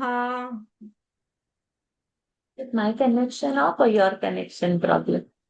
Maybe my connection is not good. Connection only. She is standing. प्रमत्तानां हरन्त्वाशु प्रमत्तानां हरन्ताशु. हरन्त्वाशु हरन्त्वाशु. विघ्न एवं भविष्यति. विघ्न एवं भविष्यति. यज्ञे वा भुजगास्तस्मिन् न ending. यज्ञे वा न न. यज्ञे वा भुजगास्तस्मिन्. श starting. शतशोऽथ सहस्रशः. शतशोथसहस्रशः. जनान् दशन्तु वै सर्वे. जनान् दशन्तु वै सर्वे. नैवन्त्रासो भविष्यसि. नैवन्त्रासो भविष्यसि. अपरे त्वब्रुवन्नागाः समिद्धं जातवेदसं वैशैर्निर्वापयिष्यामः मेघा भूत्वा सविद्युतः सृग्भाण्डन्निशिगत्वा सृग्भाण्डन्निशिगत्वा च अपरे भुजगोत्तमाः प्रमत्तानां हरन्त्वाशु विघ्न एवं भविष्यति यज्ञे वा भुजगास्तस्मिन् शतशोथसहस्रशः जनान् दशन्तु वै सर्वे नैवन्त्रासो भविष्यसि. And the snake said, "We shall extinguish the sacrificial fire by becoming clouds, luminous with lightning, and pouring down showers." Other good snakes said, "Let us go in the night and steal away the vessel of the Soma. This will obstruct the sacrifice." Or, "Let the snakes go in hundred and thousands to the sacrifice, bite everyone, thus create a terror." अपरे त्वब्रुवन्नागाः समिद्धं जातवेदसं वर्षैर्निर्वापयिष्यामः मेघा भूत्वा सविद्युतः सृग्भाण्डन्निशिगत्वा च अपरे भुजगोत्तमाः प्रमत्तानां हरन्त्वाशु विघ्न एवं भविष्यति यज्ञे वा भुजगास्तस्मिन् शतशोथ सहस्रशः जनान् दशन्तु वै सर्वे नैवन्त्रासो भविष्यसि. अथवा संस्कृतं भोज्यं दूषयन्तु भुजङ्गमाः.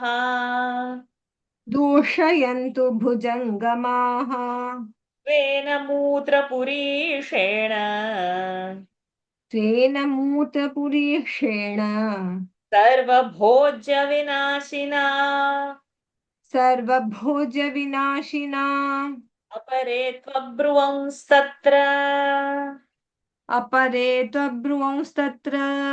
ऋत्विजोऽस्य भवामहे. Can you repeat please? ऋत्विजोऽस्य भवामहे. ऋत्विजोऽस्य भवामहे. यज्ञविघ्नं करिष्यामः. यज्ञविघ्नं करिष्यामः. दीयतां दक्षिणा इति पश्यतां च गतोऽसौ नः. वश्यतां च गतोऽसौ नः. करिष्यति यथेप्सितम्.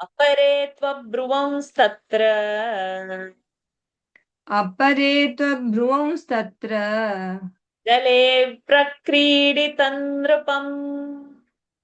जले प्रक्रीडितं नृपम्. अथवा संस्कृतं भोज्यं दूषयन्तु भुजङ्गमाः स्वेन मूतपुरीषेण सर्वभोज्यविनाशिनाम् अपरे त्वब्रुवंस्तत्र ऋत्विजोऽस्य भवामहे यज्ञविघ्नं करिष्यामः दीयतां दक्षिणा इति वश्यतां च गतोऽसौ नः करिष्यति यथेप्सितम् अपरे त्वब्रुवंस्तत्र जले प्रक्रीडितं नृपम् Or let the serpents defile the pure food with their urine and dung. Others said, let us become the Ritviks of the king and obstruct the sacrifice by saying at the very outset, give us our dakshina. The king, being placed in our power, will do whatever we will ask him to do. Others said, then the king will play in the waters. It is continuing in the next. When the king will play in the waters, let us carry him to our home and keep him bound so that the sacrifice may not take place. Others, thinking themselves wise, said, then it continues.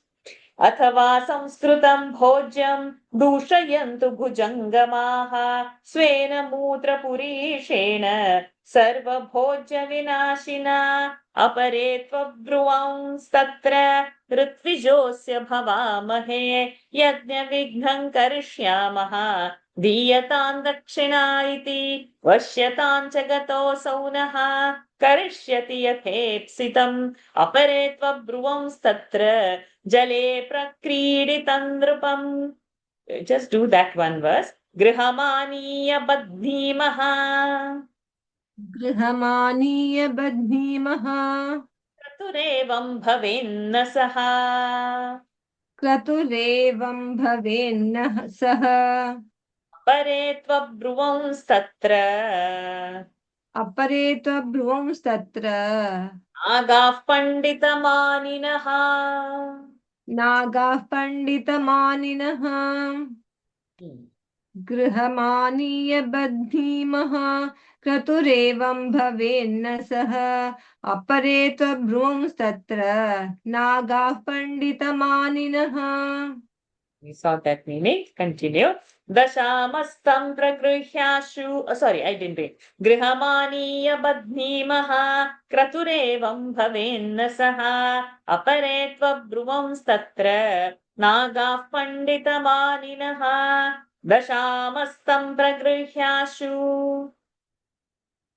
दशामस्तं प्रगृह्याशु कृतमेवं भविष्यति कृतमेवं भविष्यति छिन्नं मूलमनर्थानाम् छिन्नं मूलमनर्थानां कृते तस्मिन् भविष्यति मृते तस्मिन् भविष्यति एषा नो नैष्ठिकी बुद्धिः एषा नो नैष्टिकी बुद्धिः सर्वेषामीक्षणश्रवः सर्वेषामीक्षणश्रवः अथ यन्मन्यसे राजन् अथ यन्मन्यसे राजन् द्रुतं तत्संविधीयताम् sorry द्रुतं तत्संविधीयताम्. दुतं तत्संविधीयताम् Dhruv is there, right? Rakara is it. Dhrutam. द्रुतौ Dhrutan Dhrutam. tats. Dhrutan. Dhrutan. द्रुतं तत्संविधीयताम् इत्युक्त्वा समुदैक्षन्त इत्युक्त्वा समुदैक्षन्त वासुकिं पन्नगोत्तमम्. वासुकिं पन्नगोत्तमम् वासुकिश्चापि सञ्चिन्त्य वासुकिश्चापि सञ्चिन्त्य तानुवाच भुजङ्गमान् तानुवाच भुजङ्गमान् नैषा वो नैष्ठिकी बुद्धिः नैषावो नैष्ठिकी बुद्धिः मता कर्तु भुजङ्गमाः मता कर्तुभुजङ्गमाः सर्वेषामेव मे बुद्धिः सर्वेषामेव मे बुद्धिः पन्नगानान्न रोचते। पन्नगानान्न रोचते Hmm. दशामस्तं That is प्रगृह्याशु done, right? No, that's not done. Sorry. Correct. Go ahead. दशामस्तं प्रगृह्याशु कृतमेवं भविष्यति छिन्नं मूलमनर्थानां मृते तस्मिन् भविष्यति एषा नो नैष्ठिकी बुद्धिः सर्वेषामीक्षणश्रवः अथ यन्मन्यसे राजन् द्रुतं तत्संविधीयताम् इत्युक्त्वा समुदैक्षन्त वासुकीं पन्नगोत्तमम् वासुकिश्चापि सञ्चिन्त्य तानुवाच भुजङ्गमान् नैषा वो नैष्टिकी बुद्धिः मता कर्तुभुजङ्गमाः सर्वेषामेव मे बुद्धिः पन्नगानान्न रोचते Let us go to the king and bite him, so that our object may be accomplished. By his death, the root of all evil will be destroyed. O snake, that hears by the eyes, this is the final result of our deliberations. O king, do speedily what you think proper. Having said this, they all eagerly looked at the best of the snakes, Vasuki.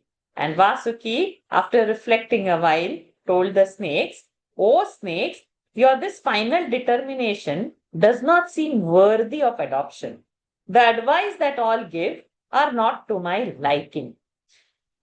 दशामस्तं प्रगृह्याशु कृतमेवं भविष्यति छिन्नं मूलमनर्थानां कृते तस्मिन् भविष्यति एषा नो नैष्ठिकी बुद्धिः सर्वेषामीक्षणश्रवः अथ यन्मन्यसे राजन् धृतं तत्संविधीयताम् इत्युक्त्वा समुदैक्षन्त वासुकिं पन्नगोत्तमम् आसुकिश्चापि सञ्चिन्त्य तानुवाच भुजङ्गमान् नैषा वो नैष्ठिकी बुद्धिः मता कर्तुभुजङ्गमाः सर्वेषामेव मे बुद्धिः पन्नगानान्न रोचते किं तत्र संविधातव्यम् किं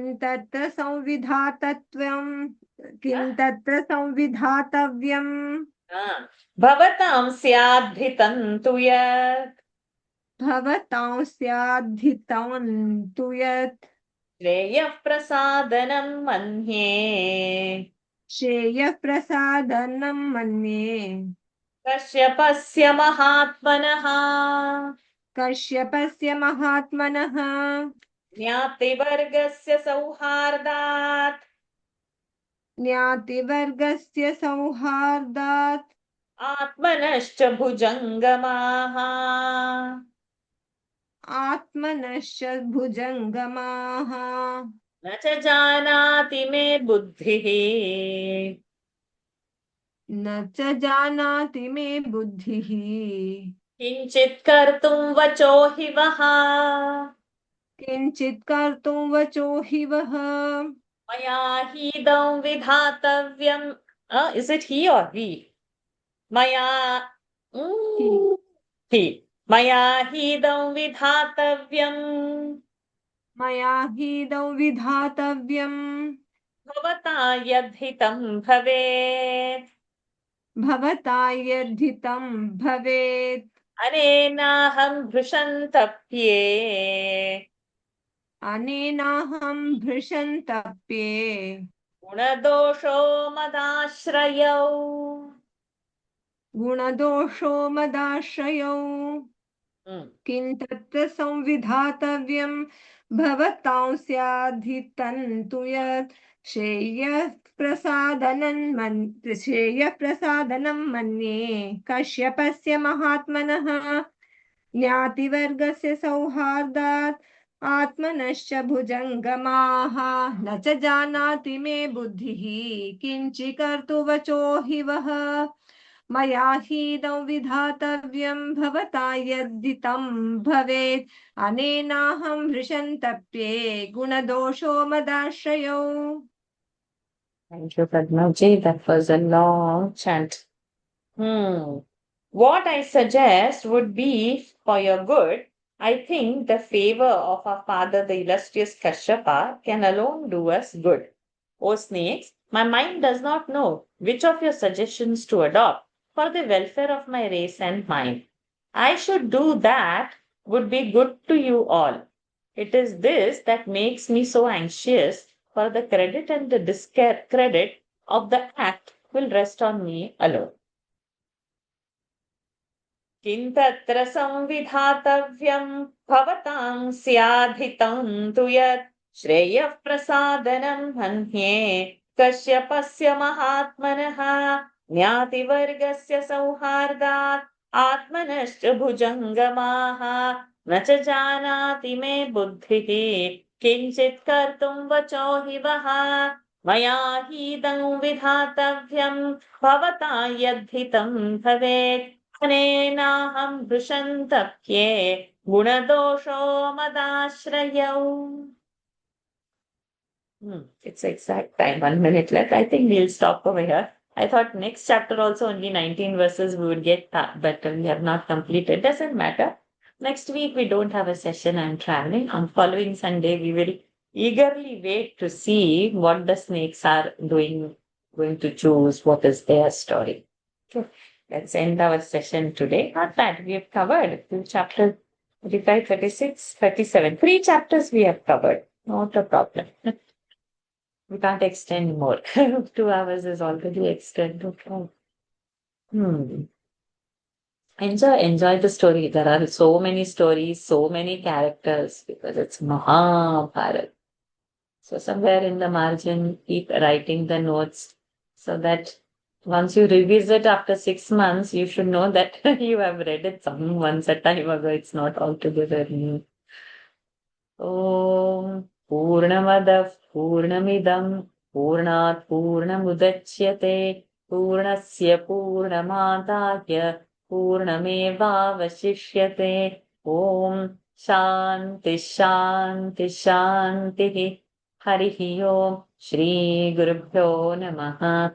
Harihi Om Shri Krishnarpanamastu. Hari Om everyone. Thank you for joining. Thank you so much, Varshaji. Thank you. Thank you. Namaste.